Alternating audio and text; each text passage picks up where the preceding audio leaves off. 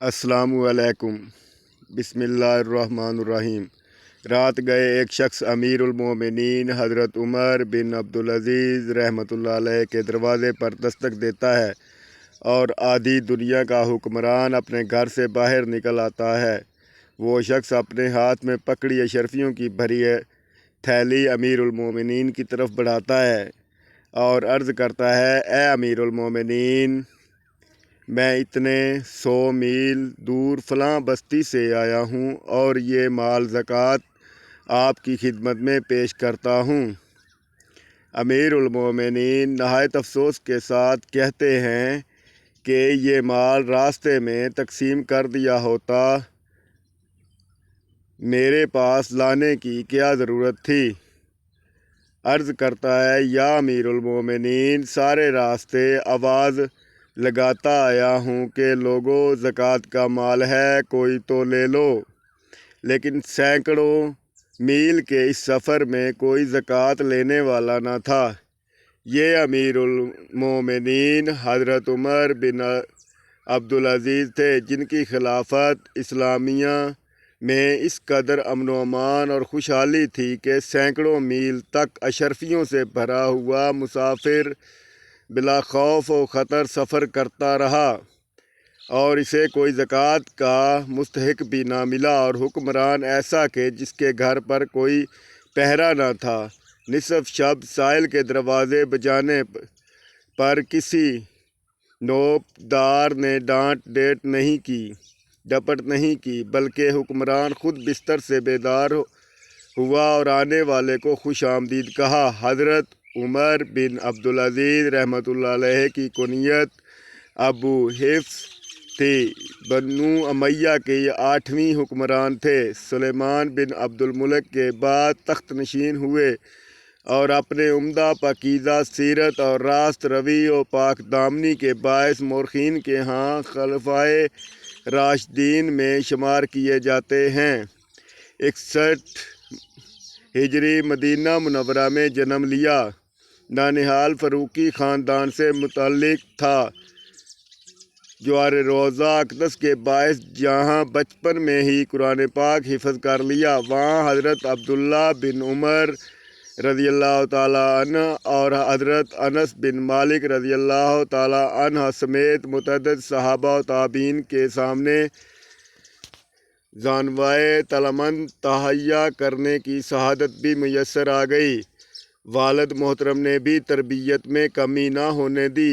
ایک بار بالوں کی آرائش کے باعث جماعت میں غیر حاضری ہوئی تو سخت گیر باپ نے عنفوان شباب میں قدم رکھنے والے نوخیز حضرت عمر بن عبدالعزیز رحمۃ اللہ علیہ کے بال ترشوا دیے۔ شاہی خاندان کے چشم و چراغ تھے، منہ میں سونے کا چمچ لے کر پیدا ہوئے، اس لحاظ سے شباب نہایت ہی نفاست و خوش پوشاکی میں گزرا۔ خلیفہ بننے تک اعلیٰ معیار زندگی کے شاہانہ طور طریق و تاطیر میں خاص رہے۔ عطریات و خوشبویات اور لباس پہناوے میں حتیٰ کہ شاہی خاندان کے نوجوان بھی مات تھے۔ ناز و نام کے باوجود نہ صرف یہ کہ کبائر سے ہمیشہ مجتنب رہے، بلکہ عبادات میں ذوق و شوق اس پاکیزہ صفت نوجوان کا وصف و خاص رہا۔ شاید اس کے باعث مدینہ منورہ جیسے مقدس ترین شہر کی خدمت بطور گورنری بھی آپ کے حصے میں آئی۔ 706 تا 713 تک کم و بیش 6 سالہ اس دور میں مسجد نبوی کی تعمیر نواب کا شاندار کارنامہ ہے، جب کہ عدل و انصاف اور اہلیان مدینہ منورہ سے مہمانوں جیسے برتاؤ سے رعایا کے دل جیت لیے۔ ولایت مدینہ منورہ کے دوران آپ نے 10 قابل ترین افراد کی ایک مجلس مشاورت بنائی تھی، جس کے پاس وسیع انتظامی و عدالتی اختیارات بھی تھے۔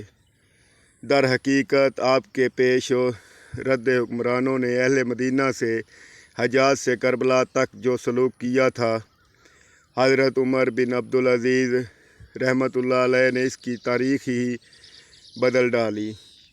سلیمان بن عبد الملک نے حضرت عمر بن عبدالعزیز رحمۃ اللہ علیہ کو اپنا جانشین مقرر کیا تھا، لیکن آپ کو اس کی اطلاع نہیں تھی۔ 718 میں خلیفہ کے انتقال کے بعد مہر لگی بندوبسیت پر شاہی آمدین پہ سلطنت وارقین خاندان خلافت سے بیعت لی گئی، اور جب اس لفافے کو کھولا گیا تو حضرت عمر بن عبدالعزیز رحمۃ اللہ علیہ کا نام لکھا پایا۔ اس فیصلے پر اکثر افراد شاہی خاندان نے اظہار ناپسندیدگی کیا، لیکن شاہی چوبداروں نے زبردستی بیعت لی، اور یوں حضرت عمر بن عبدالعزیز رحمۃ اللہ علیہ تخت نشین ہوئے۔ تخت نشینی کے بعد مسجد میں خطاب کرتے ہوئے کہا کہ چاہو تو کسی اور کو اپنا حکمران بنا لو، لیکن عوام کی اکثریت نے خوش دلی سے آپ کی خلافت کو قبول کر لیا، جس سے ایک جمہوری حکومت کا آغاز ہوا، اور آپ نے خلیفہ اول حضرت ابوبکر صدیق رضی اللہ تعالی عنہ کے اولین خطبہ خلافت سے ملتا جلتا خطبہ ارشاد فرمایا، جسے تاریخ نے سنہرے حروف سے تحریر کیا۔ در حقیقت یہی خطبہ ایک بار پھر امت مسلمہ کے ملوکیت سے خلافت کی طرف گامزن کرنے والی دستاویز پر ثابت ہوا۔ بار خلافت سے زندگی بالکل ہی تبدیل ہو گئی، اور نفاست و خوش لباسی ساری کی ساری فقیر و درویشی میں تبدیل ہو گئی۔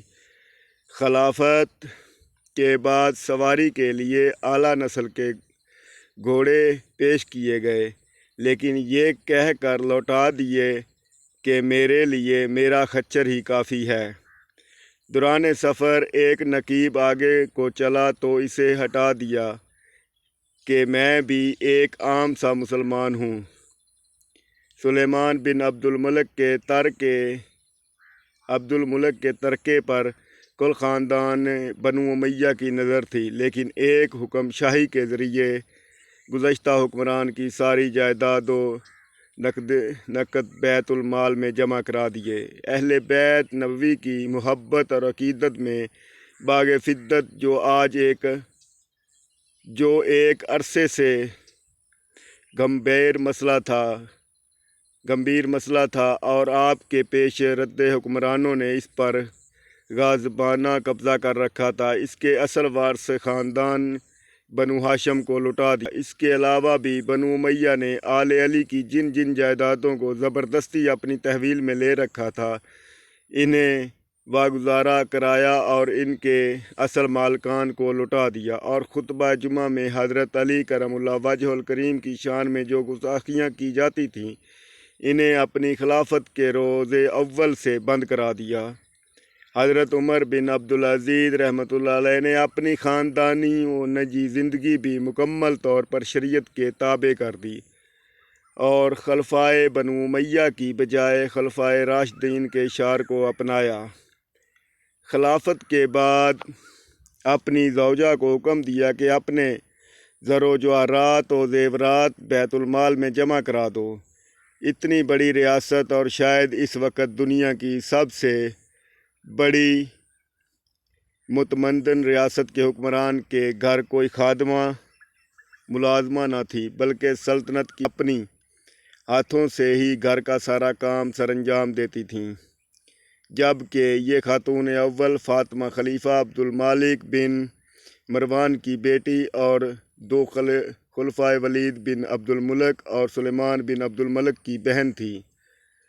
حضرت عمر بن عبدالعزیز رحمۃ اللہ علیہ نے بیت المال پر خلیفہ کے ذاتی تصور کو کلیتہ ختم کر دیا، اور سیاسی رشوت کے طور پر دیے جانے والے شاہی عطیات و تحائف پر پابندی لگا دی۔ شاہی خاندان کے وظائف بند کر کے بیت المال کا رخ عوام کی طرف موڑ دیا۔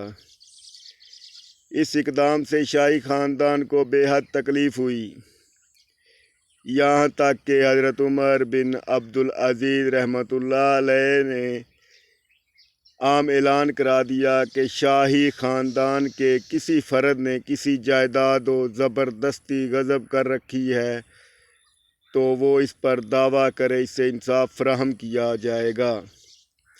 اس وقت تک نو مسلمانوں سے بھی اس لیے جزیہ وصول کیا جاتا تھا کہ وہ جزیہ کے ٹیکس سے بچنے کے لیے مسلمان ہوئے ہیں۔